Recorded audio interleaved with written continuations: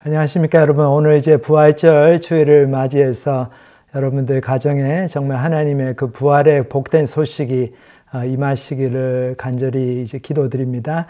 오늘은 저희 집사람이 이제 나오지 않고 그 대신에 저희가 간증을 하나 준비했습니다. 오늘 이제 부활주일날 저희 이제 미드웨스트에 있는 그 국제 학생 사역을 하는 그룹들 가운데서 위스콘신 대학교 그 메디슨 캠퍼스에서 저희들이 지난 가을 학기부터 사역을 시작했는데, 그곳에서 중국 박사과정 학생, 중국에서 온 학생 부부를 만났습니다. 저희가 그 형제 영어 이름이 브루스고 그 자매님 이름, 그 아내 이름이 트레이스인데 둘 다 이제 영어 이름을 쓰고 있습니다. 근데 그 브루스 형제가 지난 수양회 때, 2월달 수양회 때 예수님이 영접을 했습니다. 그 자매님과 함께. 그래서 브루스 형제님의 그 침례 간증을 같이 듣도록 하겠습니다. 오늘 이제 부활절날 메디슨에서 저희들 부활절 예배를 드리고 나서 거기서 이제 침례식이 있을 예정입니다. 그래서 그 침례를 받는 그 부부의 그 스토리 중에서 그 남편의 그 간증을 어떻게 이 형제가 예수님 믿게 됐는지 함께 듣는 시간을 가지겠습니다. 이 부활주일을 맞이해서 굉장히 의미가 있을 것 같아요. 그래서 이 형제가 중국말로 간증을 했습니다. 그래서 영어로 저희도 자막을 달았는데 아무래도 영어 자막 읽으시기가 불편하실 것 같아가지고 샤론 자매가 한국말로 이렇게 더빙을 했습니다. 그래서 한국말로 수고를 많이 했습니다. 막 이렇게 그 중국말로 하고 영어로 한 걸 다시 한글로 다 손으로 써가지고 번역을 해서 그거 이제 한국말 녹음을 했습니다. 그래서 뭐 정확하게 다는 번역은 못했지만은 이제 중간중간에 좀 빠지는 부분이 있고 좀 시간이 안 맞는 부분이 있지만 그래도 대충 전체적인 요지는 다 담아가지고 번역을 했으니까 여러분들께서 좀 이렇게 주의 깊게 잘 들어주시면은 많은 은혜가 되겠습니다. 그래서 저희들이 함께 그 형제님 간증을 같이 듣고, 근데 그 간증 듣기 전에 저희들이 함께 찬양 한 곡 듣고 부르고, 그 다음에 우리 브루스 형제님 간증을 듣고 난 다음에 오늘 그 간증을 중심으로 해서 하나님 말씀 부활절 아침에 함께 생각해 보도록 하겠습니다.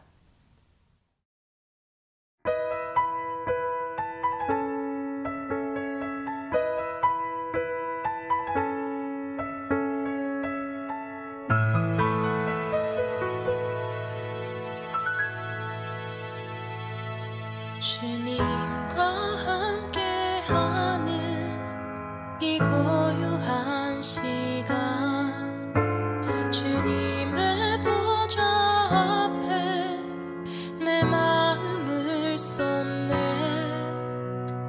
모든 것 아시는 주님께 감출 것 없네.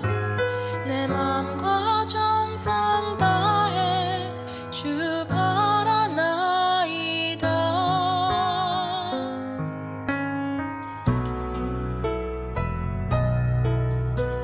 주님과 함께하는 이 고요한 시간, 주님의 보좌 앞에 내 마음을 쏟네.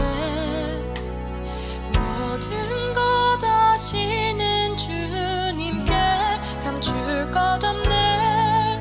내 맘과 정성 다해 주 바라나이다. 온 맘 다해 사랑합니다. 온 맘 다해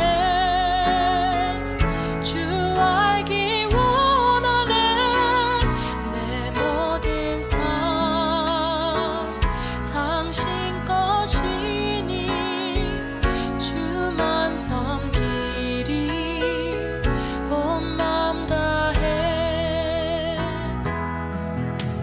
나 염려하지 않아도 내 쓸 것 아시니.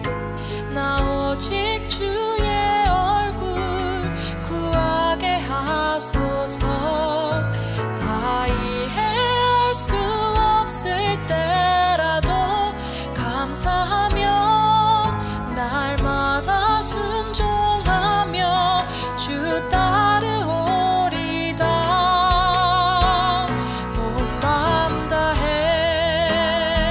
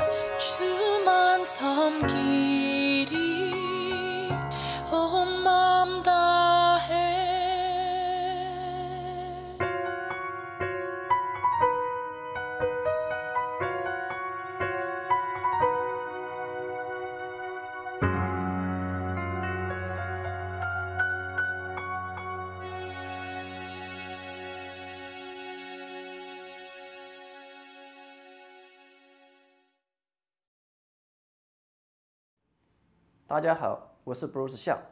我出生在中国四川省的一个农村。 안녕하세요. 저는 브루스 샹입니다. 저는 중국 사천 지방에서 태어났습니다. 제 고향에서는 대부분의 사람들이 종교를 믿지 않았고 학교에서도 선생님들은 종교는 미신이고 눈에 보이는 것만 믿을 수 있다고 배웠습니다.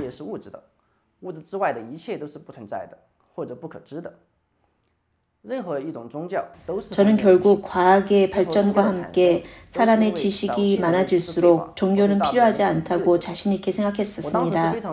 그래서 오랫동안 신은 없다고 확신하며 종교를 믿는 사람들을 무시하고 깔보았습니다. 또한 신이 있다고 하더라도 우리가 알 길이 없다고 생각했습니다. 예수님은 부처나 공자처럼 그냥 훌륭한 사람이라고 생각을 했었습니다. 因为这个问题的答案是不言而喻的，即上帝是不存在的，即便存在，那也是不可知的。只有那些天真的人才会去想这些问题。未知生，焉知死。 저의 목적은 행복한 과정과 성공하는 삶이었습니다.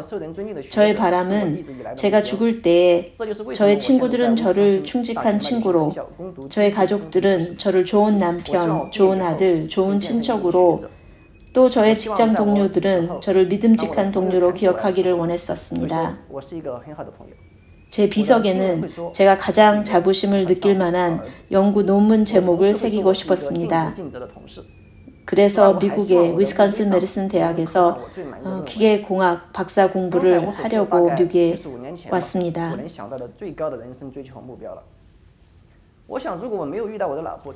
제 와이프 트레이시를 만나지 않았다면 계속 이런 생각들을 하며 살았을 것입니다. 와이프가 독실한 카톨릭 집안에서 자랐기 때문에 제가 처음 데이트를 신청했을 때 카톨릭 신자가 아니라 싫다고 했었는데 제가 계속 기독교에 대해 배우고 교회를 가겠다는 약속으로 결혼할 수 있었습니다.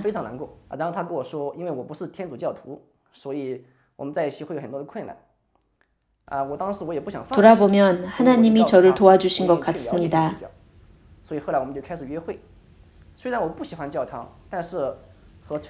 제가 종교는 환상일 뿐이라고 생각해서 그런지 성당을 가면 사람들이 왜 이렇게 예배를 드리는지 이해할 수가 없었습니다.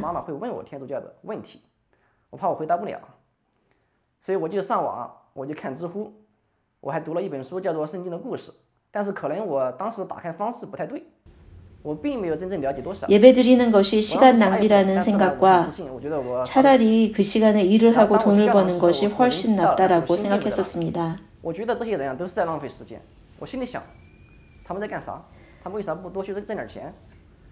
교회 가는 것을 좋아하진 않았지만 장모님께서 저에 대해 질문하실 수 있다고 생각했기 때문에 기독교를 열심히 공부했습니다. 이런 때에 생각이 변하게 된 것은 제 와이프의 고향을 방문하면서입니다.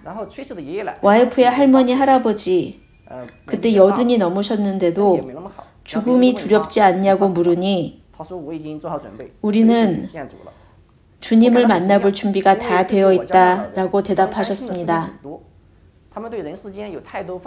제가 아는 고향의 어르신들과 너무나도 다르고 그분들의 평안한 모습이 제게는 큰 충격이었습니다.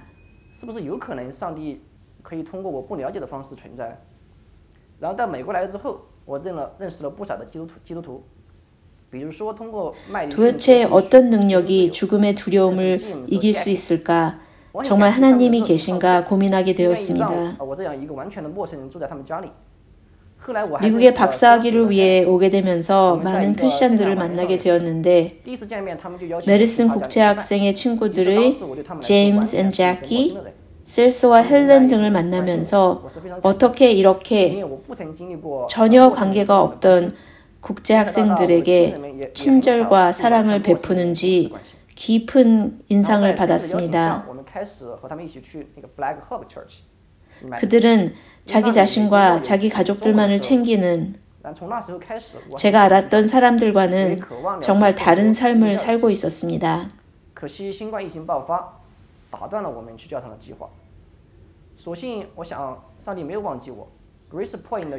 셀소의 초청으로 블랙학 교회의 중국 예배를 참석하게 되었습니다.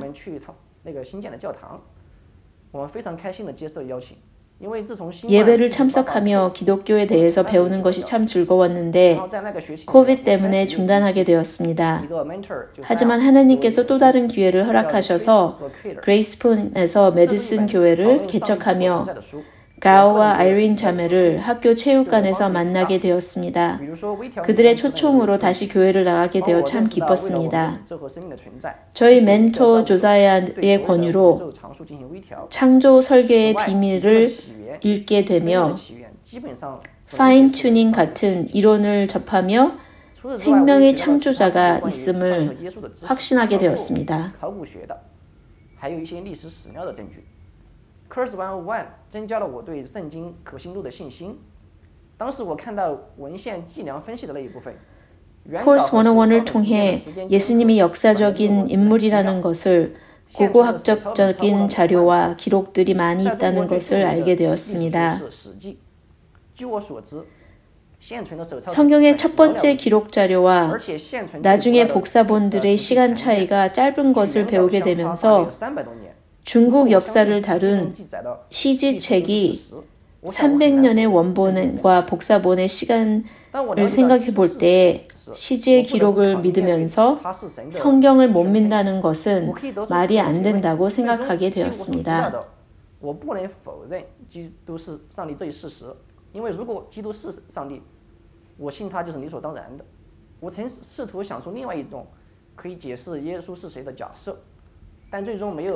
예수님에 대해 배우게 되면서 예수님이 본인이 주장하신 대로 하나님의 아들이라는 것을 부인할 수가 없었습니다. 하지만 걸리는 것이 하나 있었는데 그것은 성경에 있는 기적들에 관한 것이었습니다. 부활이란 기적을 믿기가 너무 힘들었는데 물리학자인 저희 교회의 청회 형제의 설명을 접하게 되면서 부활을 믿게 되었습니다. 청해는 열혈학을 설명하며 하나님이 DNA 정보를 다 알고 계시고 살아있는 육체의 셀이 주위에 엔트로피가 적어지면서 DNA 정보로 성장하는 것처럼 부활이 가능하다는 것을 알게 되었습니다. 하나님의 아들이 육체가 되어 이 땅에 오셨다는 것도 믿기가 어려웠는데 저희가 양자역학의 논리를 자세하게 알지 못해도 믿는 것처럼 성육신을 믿을 수 있었습니다.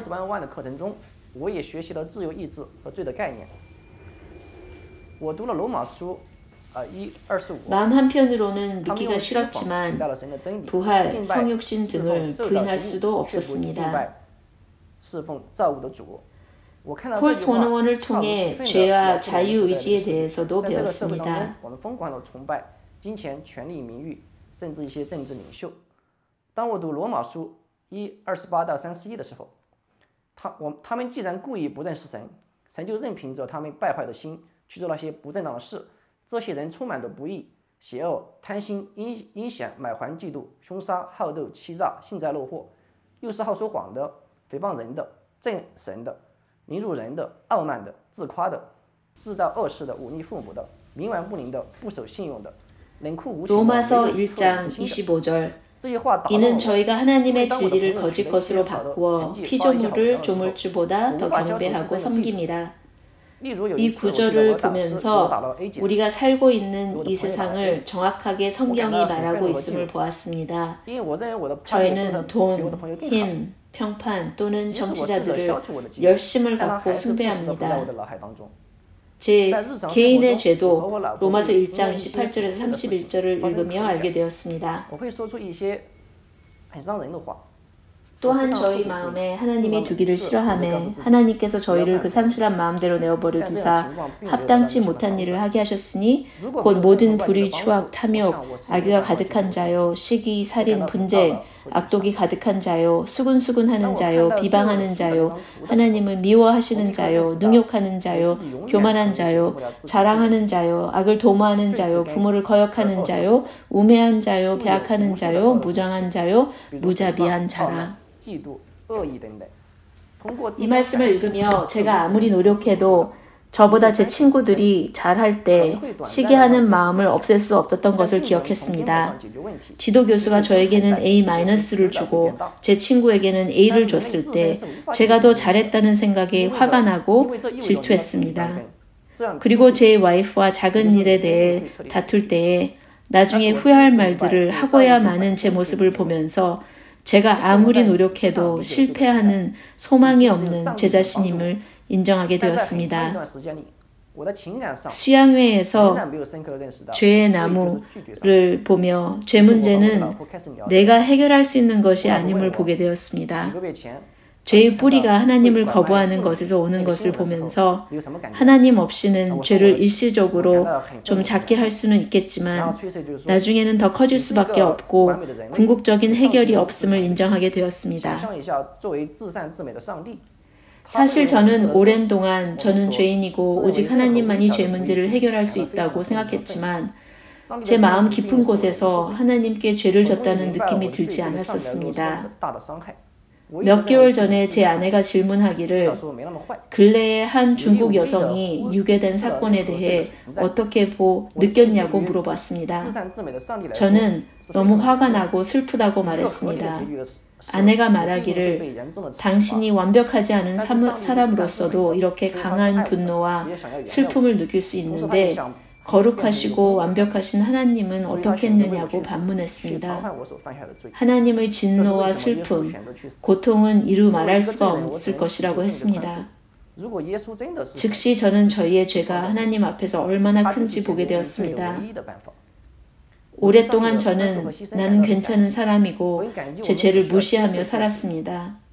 거룩하신 하나님 앞에 이렇게 많은 죄를 졌으니 죄에 대한 대가가 있어야 하는데 하나님께서 저희를 사랑하셔서 용서하시고 싶은 마음에 그분의 아들 예수님을 저희에게 주심으로 대가를 치르셨음을 알게 되었습니다. 처음에는 제 죄를 보면 수치스럽고 뭔가 대가를 치르고 싶은 마음이 들었지만 제가 할 수 있는 것은 아무것도 없고 하나님의 용서를 그저 겸손히 받는 것만이 살 길이라는 것을 배우며 기쁜 마음으로 하나님의 공짜로 주시는 은혜의 선물을 받게 되었습니다.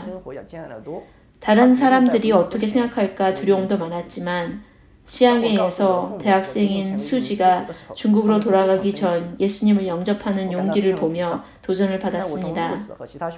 루스의 부모님은 6년 넘게 전도한 간증을 들으며 저 또한 제 부모님을 위해 기도하고 전도해야겠다는 생각이 들었습니다.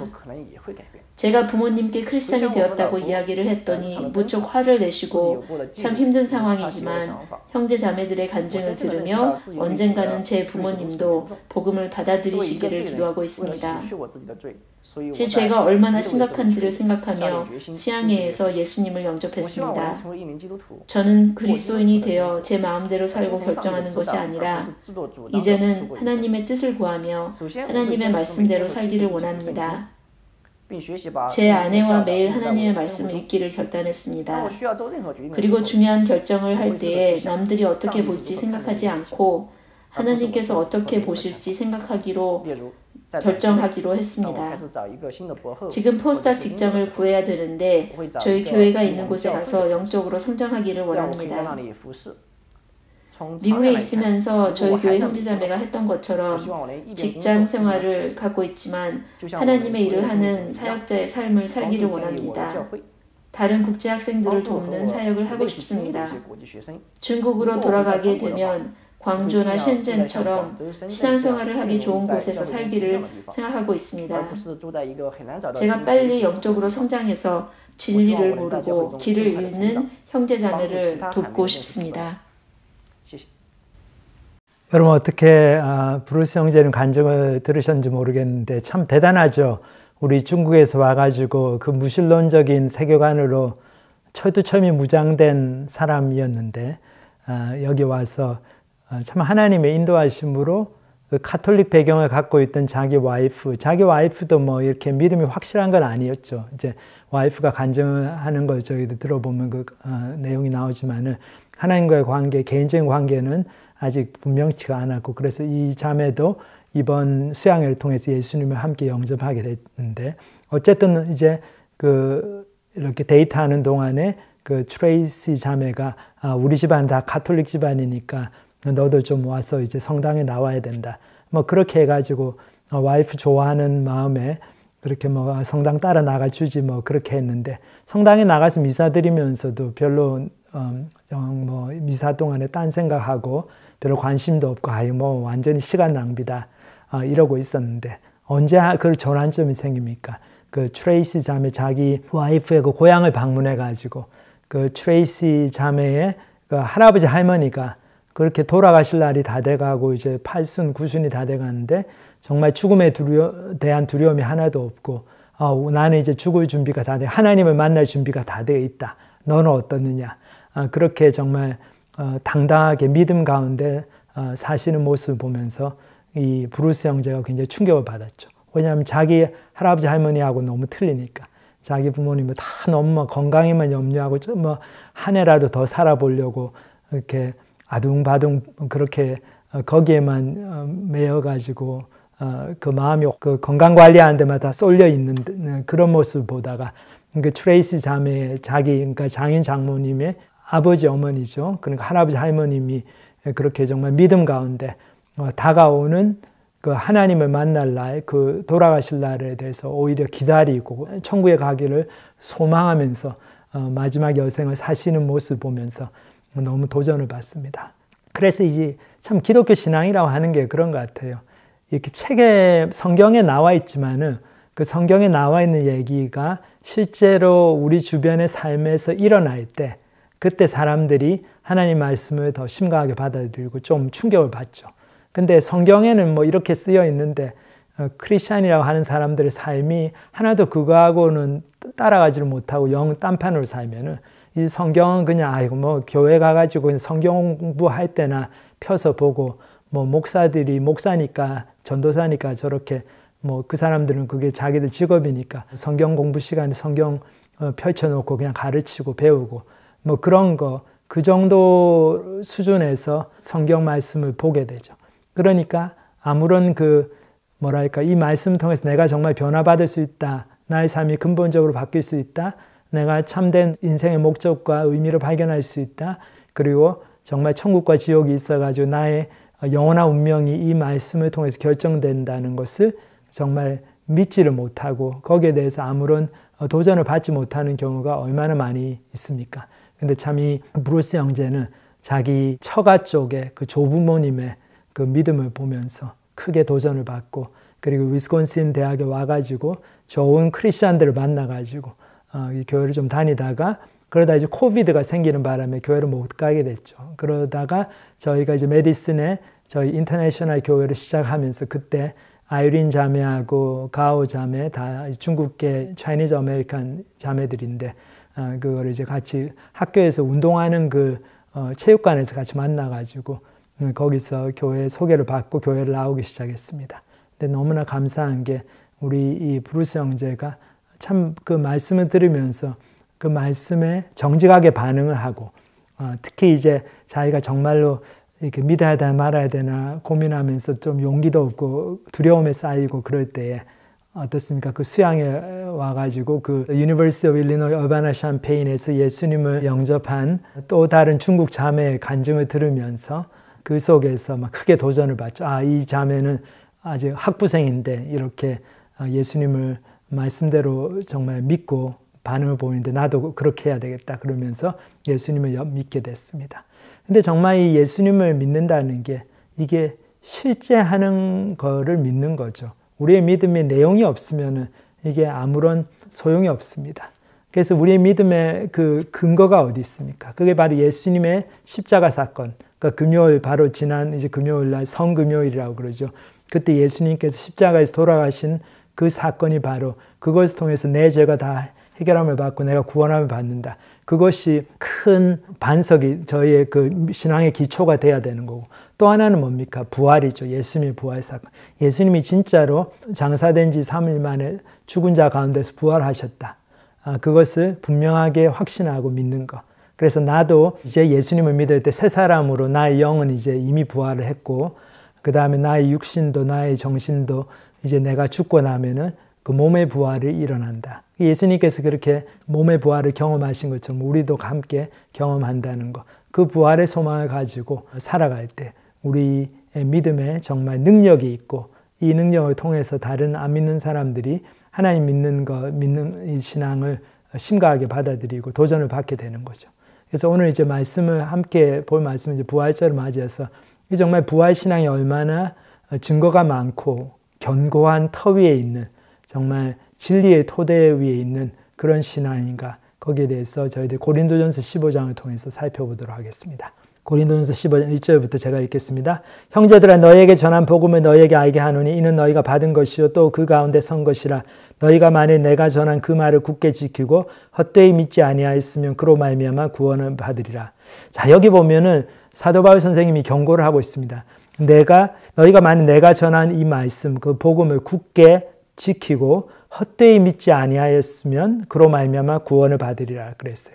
그러니까 같이 믿는데도 헛되이 믿는 경우가 있다는 거죠. 이 말씀 무엇을 얘기합니까? 믿는 것 같은데 실제로는 정말 하나님께서 독생자 예수 그리스도를 이 땅에 보내주시고 그분이 내 죄를 위해서 돌아가셨다는 것을 철저하게 믿지 않는 거죠. 또 부활이 정말 있었나? 아이고 뭐 부활이 있건 뭐 없건 뭐가 상관이야. 부활 신앙이 중요한 것이 우리가 그 부활 정신으로 예수님의 그 희생 정신을 따라가지고 우리도 그렇게 살면은 그걸 통해서 예수님의 그 희생 정신이 우리의 삶에서 구현이 되면은 그게 바로 예수님께서 우리의 삶을 통해서 부활하신 것이 뭐 이렇게 실제로 뭐 진짜 예수님이 부활을 했냐 아니냐 그게 뭐가 중요하냐. 그렇게 믿는 건 헛되이 믿는 거죠. 우리 기독교 신앙은 이게 무슨 좋은 정신, 올바른 교훈 어떤 그걸 통해서 우리가 어떤 운동력을 도취해내고 그걸 통해서 어떤 사회정의를 구현하고 그런 차원에서 그치는 것이 아닙니다. 그런 것들이 물론 필요하고 부산물로서 이 사회에 좋은 영향을 끼치고 물론 공의로운 사회를 만들고 그런데 우리들이 기여를 하겠지만은 그게 기독교 신앙의 본질은 아니죠. 예수님의 부활은 부활 정신이 중요한 게 아니고 예수님의 부활 그 자체가 중요한 겁니다. 부활이 정말 있었고 몸의 부활이 정말 그 초자연적인 하나님의 역사를 통해서 이루어졌고 그 예수님께서 그렇게 사망 권세를 깨뜨리시고 부활하셨기 때문에 우리도 같이 예수님과 그 연합을 해서 그 예수님께 일어난 모든 일들이 우리에게도 일어나기 때문에 예수님께서 십자가에 죽으셨을 때 우리도 우리의 옛사람 십자가에서 다 죽고 이제 예수님이 사흘 만에 부활하셨을 때 우리가 새 사람으로 부활한다. 그래서 이미 우리의 영은 거듭나서 그렇게 부활을 경험했고 그것이 바로 이제 뱀티즘 그 침례식을 통해서 드러나는 거죠. 그 의식으로. 그래서 옛사람은 죽고 그 물에 들어갈 때 그게 바로 옛사람의 죽음을 상징하고 그 물에서 나올 때 그게 바로 새 사람으로 다시 우리가 이제 부활하는 모습을 보여주는데 근데 우리가 정말 이제 이 육신의 몸이 이 땅에서 다 수명이 다 하고 나면은 그 다음에는 정말 우리가 그 몸의 부활을 경험하는 거예요. 새로운 몸으로 하나님께서 새롭게 주시는 그 육체로 그런 또 마음으로 정신으로 우리가 부활을 한다는 것 그것을 분명히 믿는 것 그것이 바로 구원에 이르는 신앙입니다. 근데 이런 것들을 제대로 믿지 않고 아이 뭐 그런 거는 잘 모르겠는데요. 그냥 나는 예수님 정신이 좋고 그분의 가르침이 좋고 그분 따라 사는 것이 좋아서 또 교회가 좋고 그래서 믿습니다. 이러면 좀 헛되이 믿는 거죠.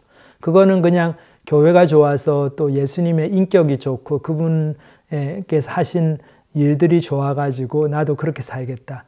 뭐 어떤 예수님의 그 위인전기를 읽고 우리 공자님이 좋아가지고 부처님이 좋아가지고 그분처럼 살겠다고 위인전기를 읽고 쫓아가는 거하고 다를 바가 없죠.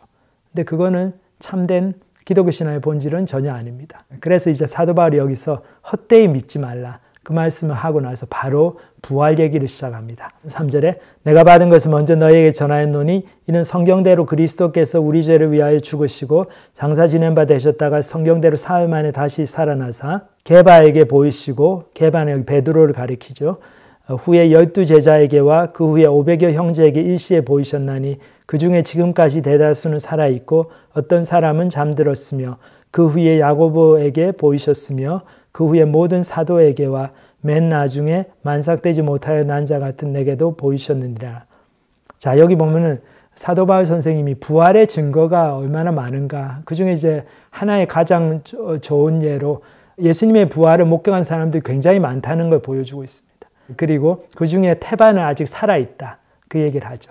그래서 많은 사람들한테 예수님께서 나타나셔가지고 보여주신 것. 그래서 자기 자신도 그렇게 해서 저기 보면 만삭되지 못하여 난 자 같은 내게도 그런데요. 사도 바울이 겸손하게 자기를 지칭하는 거죠. 내가 이렇게 교회를 핍박하고 그런 사람이었는데 이런 나에게도 예수님께서 부활하신 모습으로 나타나셔가지고 내가 예수님께로 돌아오고 회심하고 회개하고 이렇게 주님을 쫓아가는 일꾼이 됐다. 교회의 사도가 됐다. 이 얘기를 하는 거죠. 자, 이 부활신앙은 이렇게 많은 목격자들의 증언을 토대로 한 신앙입니다. 이게 만약에 한두 사람이 보고 했던 거라면 이 사람들이 너무나 예수님을 학수고대하고 뭐 오매불망 그렇게 자나깨나 예수님 보고 싶어 하다 보니까 그냥 헷가닥 해가지고 이렇게 환상을 보게 되고 뭐 그럴 수도 있겠죠. 근데 이 환상을 보는 건 어떻습니까? 이 정신이 헷가닥 해가지고 내가 이 잘못된 이미지를 보는 거니까 그거는 개인적인 현상이죠.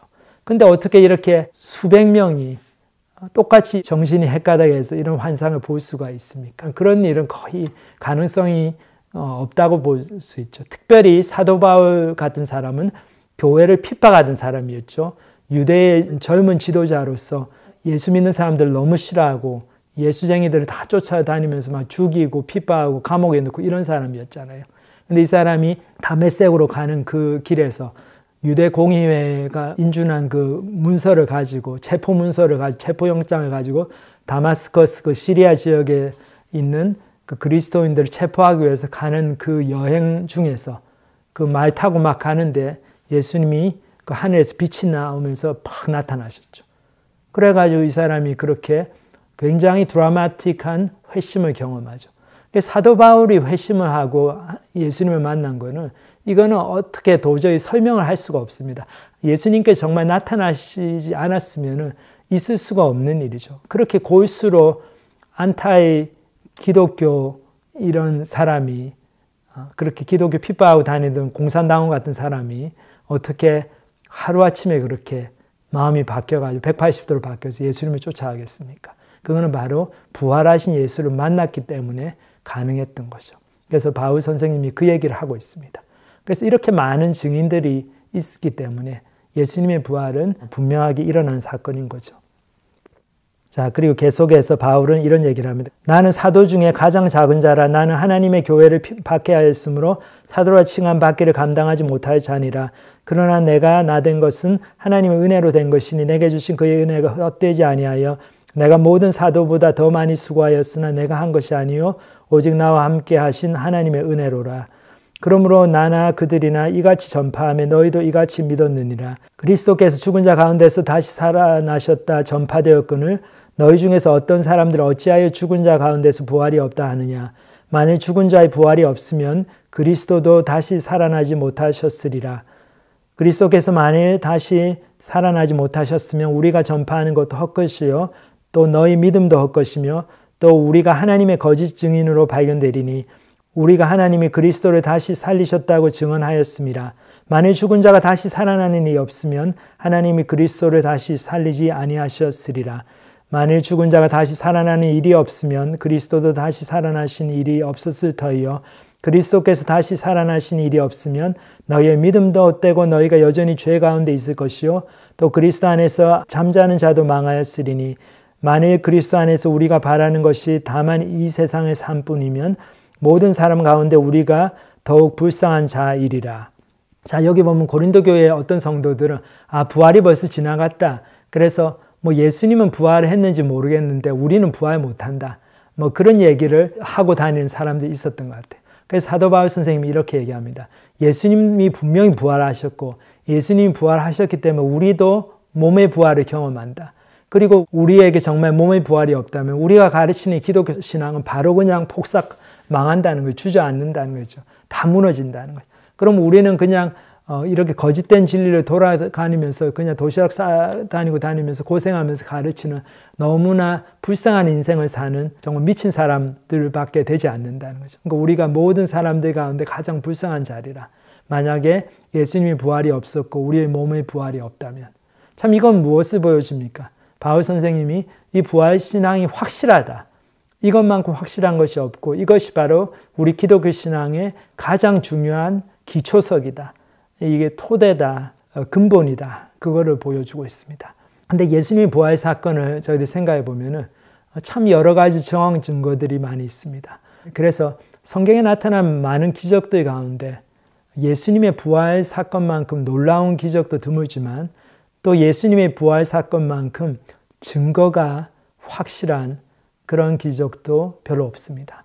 그래서 성경에 나타난 여러 가지 기적들을 못 믿는 분들도 물론 이제 초자연적인 역사가 어떻게 일어나냐 그러니까는 나는 기적 같은 걸 안 믿는다 그러지만 이 부활 사건을 가만히 보면은 그 정황 증거들을 보면은요 이거가 정말 이 예수님의 부활이 일어났긴 했나 보다 그렇게 생각할 수밖에 없을 만큼 여러 가지 많은 정황 증거들이 있습니다. 저희들이 그것을 잠깐 생각해 보도록 하겠습니다. 근데 여기 정황 증거라고 하는 것들은 이 예수님을 믿는 사람이다 안 믿는 사람이다 다 같이 동의하는 그러니까 예수님을 믿는 크리스천 신학자이든 아니면 예수님을 안 믿는 그런 뭐 진보적인 자유주의 신학자이든 다 같이 동의하는 그런 증거들입니다. 첫 번째로 뭡니까? 무덤이 비어 있었다. empty tomb이죠. 예수님의 무덤이 비어 있었습니다. 예수님의 시체가 없어졌어요. 이거는 확실히 일어난 사건입니다.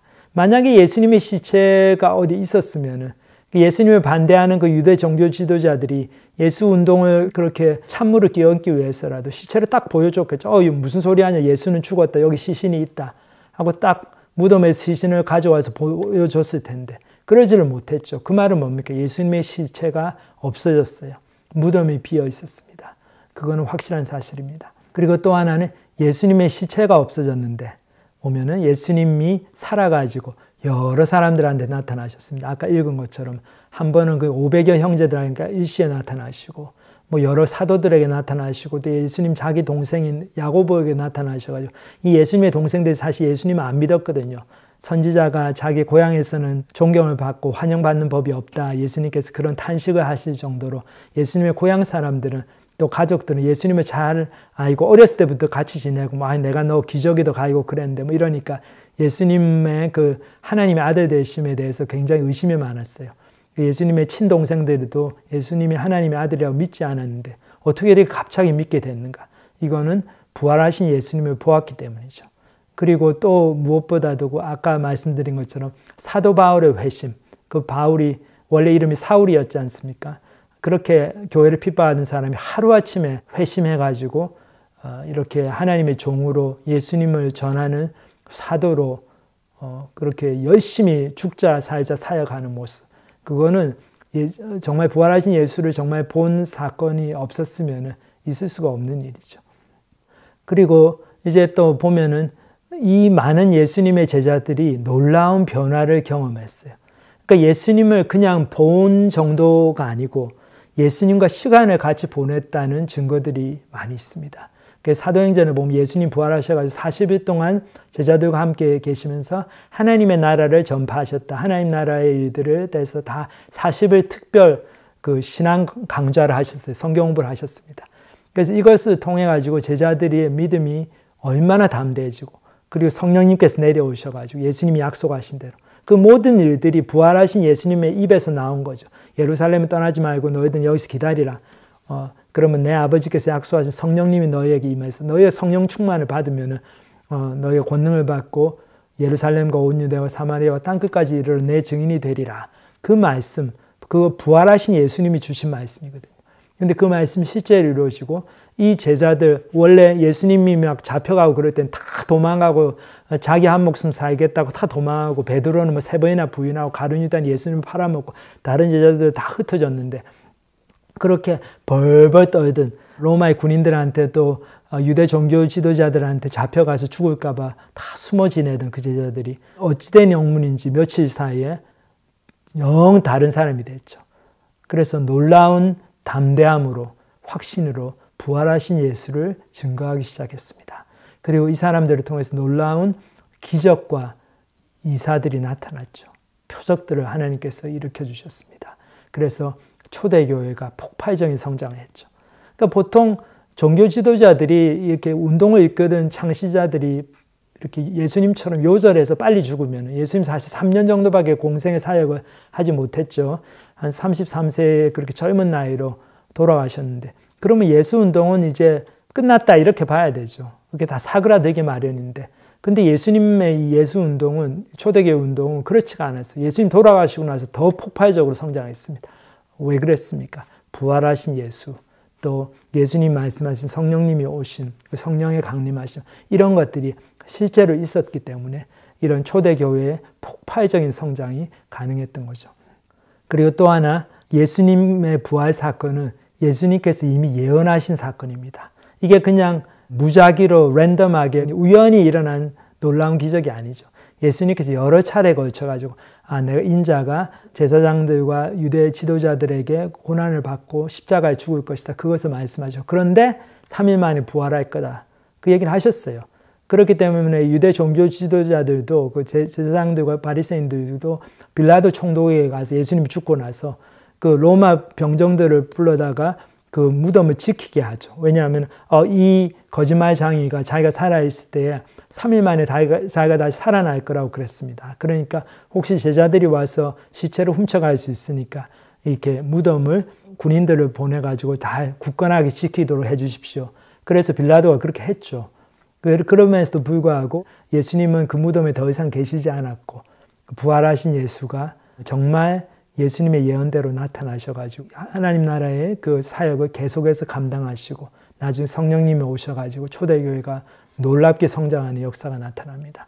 그래서 예수님의 부활이 예수님이 예언하신 신학적으로 너무나 중요한, 꼭 일어나야 될 사건이었다는 거죠. 그래서 그 일어나야 될 사건이 일어난 겁니다. 그러니까 제가 뭐 이렇게 길거리 가다가 뭐 운전하고 가다가 이 샌프란시스코 금문교를 지나는데 갑자기 어느 날 이렇게 돌아가신 저희 할아버지 같이 보이는 사람이 하늘을 날아가는 걸 봤어요. 그럼 이제 그거를 보고 와가지고 그 얘기를 다른 사람들에게 하면은 다른 사람들이 뭐라고 그러겠어요? 진짜 뭐 그럴 수도 있는데 아닐 수도 있고, 뭐 그런 일이 있겠나. 근데 저 자신도 제가 그걸 봤더라도 그 사건의 의미에 대해서 알 수가 없죠. 그냥 너무 그냥 우연히 좀 황당하게 그냥 생긴 일이니까, 랜덤하게 생긴 슈퍼내추럴 이벤트니까 이 사건의 의미가 뭔지, 또 내가 뭐 진짜 헛걸을 본 건지 저 자신도 의심을 하게 되죠. 근데 예수님의 부활 사건은 그런 우연히 생긴 초자연적인 역사가 아니었죠. 예수님께서 이미 예언하시고 당연히 일어나야 될 사건이 일어난 것입니다. 그렇기 때문에 우리가 예수님의 부활 사건에 대해서 이제 믿음을 걸 수가 있는 것이죠. 자, 그래서 기적의 문제, 여러분들이 그래도 기적 같은 거 일어나지 않는다, 그렇게 말씀하시는데, 브루스 형제 간증에도 잠깐 나오지만 우리 청회 형제, 청와대학 나오고 UC 버클리에서 원자 물리로 박사를 하고 지금 샌디에고에 있는 회사를 다니고 있는데 아주 똑똑한 물리학 하는 친구인데, 이 형제가 예수님을 믿고 나서, 이 형제도 진짜 골수 무신론자였는데 성경부 나오기 시작하면서 예수님을 믿었죠. 근데 이 형제가 예수님 믿을 때 가장 고민했던 부분, 한 2년 정도 고민을 했던 부분이 진짜 초자연적 역사가 가능한가. 근데 이 형제 결국에는 그것이 가능하다는 결론을 내리고 믿음으로 받아들이게 되는데, 그 이유가 뭔가 하면은 자기가 이렇게 연력학을 생각해 보니까 thermodynamics, 거기에 이제 연력학 제2법칙에 우주의 엔트로피는 항상 증가한다. 그렇죠. 그 자연적인 현상은 엔트로피가 증가하는 방향으로 일어난다. 근데 그 연력학 제2법칙을 보면은 이 초자연적인 현상이 불가능한 게 아닙니다. 불가능한 게 아니고 확률적으로 그 확률이 굉장히 낮은 거죠. improbable한 거지 impossible한 게 아니다. 그렇죠. 근데 확률이 굉장히 낮기 때문에 보통 안 일어나는데, 우리가 다른 정보가 있으면 DNA라든지 어떤 선제적인 정보가 있어가지고 그 사건이 일어날 확률이 갑자기 확 올라갈 수가 있는 거죠. 그럼 그런 특별한 상황에서는 초자연적인 사건이 일어날 수가 있는 거죠.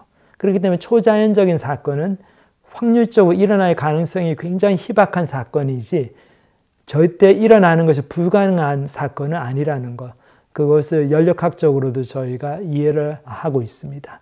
그렇기 때문에 하나님께서 주신 어떤 선제적인 다른 정보들을 통해 가지고 하나님께서 만드신 특별한 환경 속에서는 너무나 일어나기 힘든, 확률적으로 너무 일어나기 힘든 그런 낮은 확률의 사건들이 이렇게 확 일어날 수가 있는 것이죠. 참 우리 청회 형제가 그거를 깨닫고 나서는 이 예수님의 부활을 믿게 되고, 예수님 부활이 그런 특별한 사건이고, 또 예수님께서 하신 많은 기적들을 믿게 됐죠.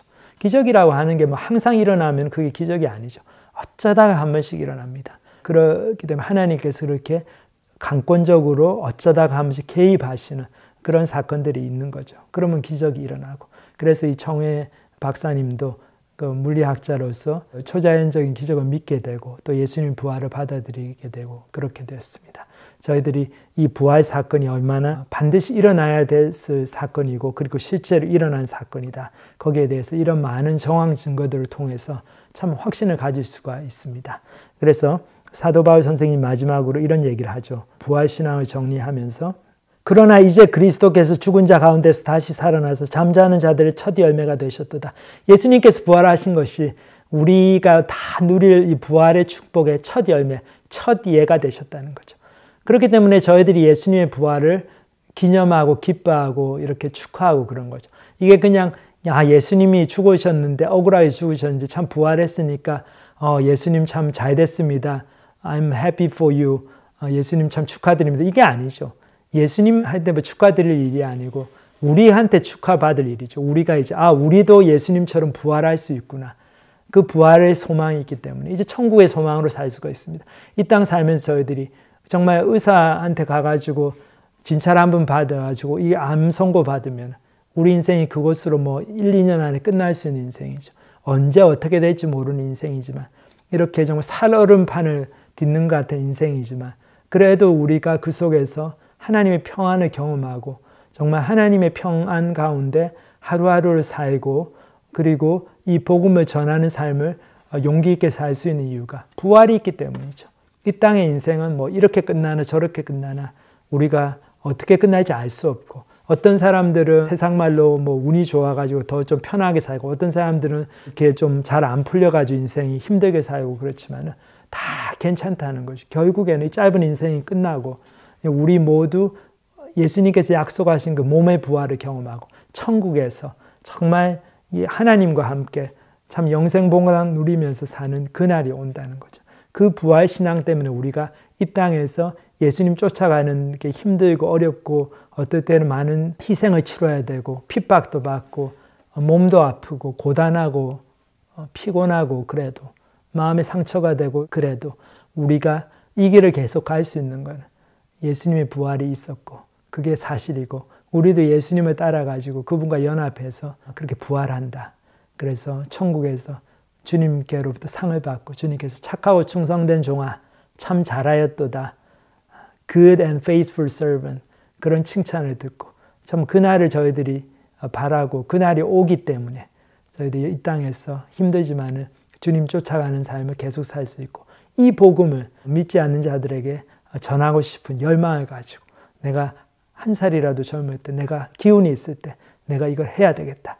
그 소망을 가지고 그 힘을 가지고 동기를 가지고 저희들이 하루하루를 살 수 있습니다. 얼마나 감사한지 이 부활신앙 여러분들 꼭 마음에 부여잡고 예수님 부활하신 것처럼 우리도 부활한다. 그리고 천국이 분명히 있고 지옥이 분명히 있다. 그렇기 때문에 이날 내가 남은 날 이 땅에 사는 동안 천국을 준비하면서 살아야 된다. 주님 기뻐하시는 일을 하면서 살아야 된다. 그 확신 가운데 열매 맺는 삶을 사시는 여러분들 다 되시기를 기도드립니다. 다 같이 기도하시겠습니다. 하나님 아버지 감사합니다. 정말 예수님께서 정말로 부활하시고 잠자는 자들의 첫 열매가 되신 것.